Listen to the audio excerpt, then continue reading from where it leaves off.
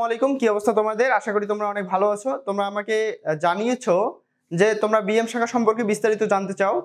তো মূলত বিএম শাখাটা হচ্ছে জেনারেল শাখা একটা, ধরো যে দিনাজপুর বোর্ডের আন্ডারে, আর বিএম শাখাটা হচ্ছে কারিগরি বোর্ডের আন্ডারে। তোমরা নিশ্চয়ই ভোকেশনাল সম্পর্কে জানো, যেমন এসএসসি ভোকেশনাল আছে। যারা এসএসসি ভোকেশনাল থেকে পরীক্ষা দেয় তারা হচ্ছে তোমার কারিগরি বোর্ডের আন্ডারে, আর যারা হচ্ছে এসএসসি জেনারেল শাখা থেকে দেয় তারা হচ্ছে তোমার দিনাজপুর বোর্ডের আন্ডারে। তো বিএম শাখাটা হচ্ছে বিজনেস ম্যানেজমেন্ট, ঠিক আছে? তো এই বিএম শাখাটা হচ্ছে কারিগরি বোর্ডের আন্ডারে।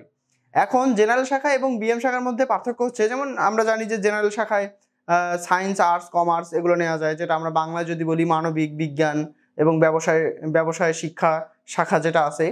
তো আমরা বিএম শাখা সম্পর্কে আজকে আমি বিস্তারিত বলবো। তো বিএম শাখার যে বিষয়টা হচ্ছে, তুমি যখন অ্যাপ্লাই করবা বিএম শাখাতে, ধরো তুমি আজকে অ্যাপ্লাই করলা, অ্যাপ্লাই করার সঙ্গে সঙ্গে তোমার সিটটা তোমার একটা দখল হয়ে গেল। এখন এই সিটটা তোমাকে কনফার্ম করতে হবে। কনফার্ম করার সাথে সাথে তুমি এই বিএম শাখায় ভর্তি হতে পারবা। মানে এখন বিষয়টা দেখো, এরকম না যে তুমি অ্যাপ্লাই করার পরে তোমাদের রেজাল্ট হবে বা এরকম কোনো বিষয় না। যেমন হচ্ছে আমি যদি তোমার জেনারেল শাখার কথা বলি, তাহলে ধরো আমাদের জেনারেল শাখায় কী করতে হয়, আমি যখন অ্যাপ্লাই করলাম, অ্যাপ্লাই করার পরে আমাকে অপেক্ষা করতে হয় যে তারা কবে আমাদের রেজাল্ট দিবে এবং কোন কলেজে হবে, এরকম একটা বিষয় থাকে।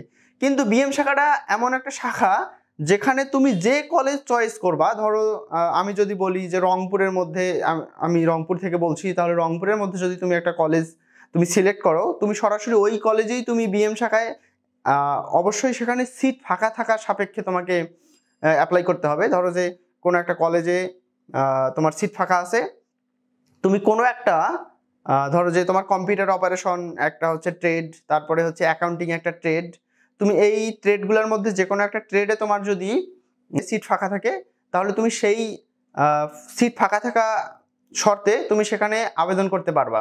আবেদন করার সঙ্গে সঙ্গে দেখাবে যে তোমার আবেদন হয়ে গেছে। তারপরে তুমি যদি এই আবেদনটা করার পরে তুমি যদি সেই সিটটা তুমি কনফার্ম করে ফেলো, তাহলে ওখানে তোমার পাশের তো অ্যাপ্লাইয়ের পাশে তোমার দেখাবে যে ভিউ রেজাল্টে তুমি যখন ক্লিক করবা, তখন সঙ্গে সঙ্গে দেখতে পারবা, তোমাকে দেখাবে যে কংগ্রাচুলেশনস, ইউ আর সিলেক্টেড। ধরো যে কোনো একটা কলেজ, তুমি যে কলেজটাতে অ্যাপ্লাই করবা সেই কলেজটা, তাহলে সঙ্গে সঙ্গে তোমার সিটটা কনফার্ম হয়ে গেল। হওয়ার পরে তুমি কি করবা, এখন কাগজ যেগুলো আছে এই কাগজ সঙ্গে নিয়ে তুমি সেখানে গিয়ে ভর্তি হতে পারবা। এটা হচ্ছে বিএম শাখার বিষয়। এখন অনেকের প্রশ্ন হচ্ছে যে ভাইয়া আমার তো হচ্ছে রেজাল্ট কম, আমার তো ধরো যে আমি নিম্ন থেকেই ধরি, ধরো যে আমার তো 2 পয়েন্ট, তাহলে আমি কি বিএম শাখায় চান্স পাবো বা আমার কি বিএম শাখায় সিট কনফার্ম হওয়ার কোনো সম্ভাবনা আছে? উত্তর হলো হ্যাঁ, তোমার বিএম শাখায় কনফার্ম হওয়ার সম্ভাবনা আছে যদি তুমি আগে যাও। তোমাদেরকে আমি গত ভিডিওতে বলেছি যে বিএম শাখার বিষয়টা হচ্ছে আগে গেলে আগে পাবেন, এই ভিত্তিতে হয়।